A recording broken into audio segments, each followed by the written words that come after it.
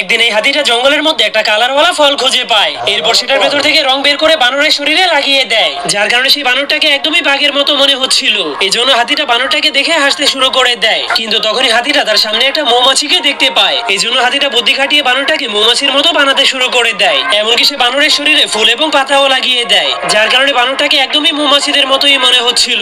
কিন্তু এরপর তারা দুইজন মিলে একটা প্ল্যান বানিয়ে লুকিয়ে লুকিয়ে মৌমাছিদের মৌচাকের উপরে নজর রাখতে শুরু করে দেয়। তখনই বানরটা লুকিয়ে লুকিয়ে একটা মৌমাছির কাছে চলে যায়। এরপর সে দেখতে পায় সেই মৌমাছিটা মধু তৈরি করার জন্য ফুল থেকে রস সংগ্রহ করছে। যা দেখার পর তখনই বানরটার মাথায় একটা আইডিয়া চলে আসে। এই জন্য সে একটা বাটি তৈরি করে সেই বাটির মধ্যে সবগুলো ফুলের রসকে সংগ্রহ করতে শুরু করে দেয়। এরপর বানরটা সেই রসগুলোকে রানী মৌমাছিকে দেওয়ার জন্য গাছের উপরে উঠে যায়। তখন মৌমাছিদের রানী এতগুলো রস দেখার পর অনেক খুশি হয়ে যায়। এই জন্য সে ওই রসগুলোকে নেওয়ার জন্য তার দলের সবাইকে ডেকে আনে। এরপর রানী মৌমাছি বানরটার কাজে অনেক খুশি হয়ে তাকে এক টুকরো মধু উপহার দেয়। তখন বানরটা সেই মধুটাকে দুই টুকরো করে অর্ধেক তার বন্ধু হাতিকে খেতে দেয়, আর অর্ধেকটাকে